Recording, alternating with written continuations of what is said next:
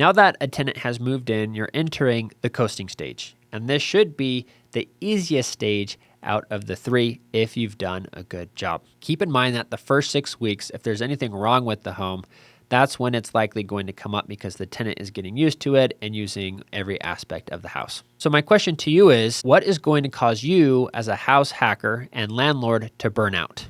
Typically, this is going to come from chasing rent, handling maintenance requests poorly, and not setting boundaries. The fix is implementing systems. You need to pick a rent collection system and stick to it. Often landlords say, hey, well, I'm just going to collect rent via Venmo or Zelle. Can you do that? Absolutely, but it's not automated. If you use Zillow, Rentler, or TurboTenant, not only does it automatically collect the rent every month, it sends reminders. And if there's a late fee, it adds it automatically.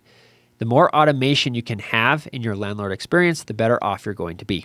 Friendly reminder, never accept cash. It's hard to track. You're going to forget. I do not recommend it. With rent collection, this all goes back to the lease, setting proper expectations. Rent is due on the 1st. You have a 5-day grace period. If you don't pay by the 5th day of the month, this is the late fee you're going to have to pay me. For me, I typically waive the first late fee, but set proper expectations that if they pay late again, I will not forgive it.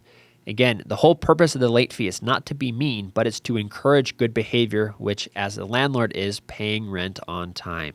If your tenant has not paid rent and it is late, talk to them. Have an honest and open conversation as to what has happened. Most of the time, it's an honest mistake, but maybe they come up with excuses. If they have not paid by the 15th, you need to post what's called a pay or quit or hire an eviction attorney. Most of the time, tenants will leave when you start this process because they do not want to deal with the damage that comes from being evicted. Yes, it's a scary process for a lot of landlords. There's a lot of unknowns, but at the end of the day, the tenant typically ends up paying, surprisingly, or they will leave and you have the deposit as collateral. Do not delay the eviction process. Worst case scenario is you can start it and then stop it. Let's talk about maintenance a little bit. You want to log everything because that shows that you are taking care of the tenant and their requests. You don't want to show that you are negligent just in case the tenant decides to try to screw you over or take you to small claims court. That's why we use systems. If they submit a maintenance request, if you have it logged in a text or submitted through the platform, you take pictures, that will show a timeline that will protect you for worst case scenario. And starting now, you need to start building your vendor list.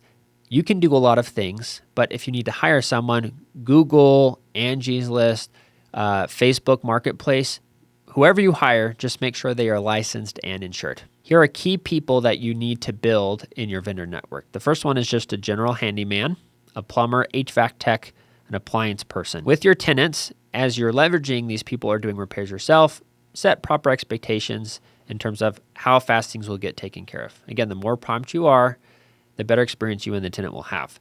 So emergencies, obviously, as fast as possible, 24 to 48 hours. You do need to give at least 24-hour notice to enter the premises unless it's an emergency. If it's a non-essential repair, believe it or not, if I can't get there right away, I'm going to say, hey, I can get there in 3 to 5 days. So don't feel like you have to fix anything immediately. The sooner the better. But if it's not an emergency, don't freak out. Just do the best you can. Congratulations, you just finished the mini landlord course. Most buyers and house hackers never take the time to learn this stuff, and that's why they struggle. But not you.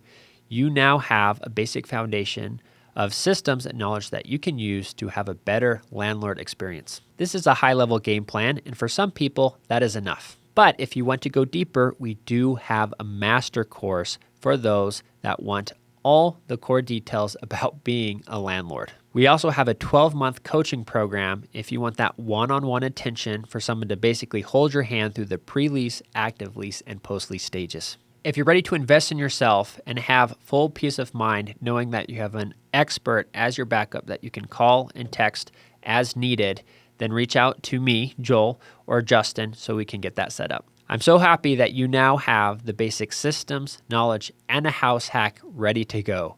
You've got this. Welcome to the HomeLord crew.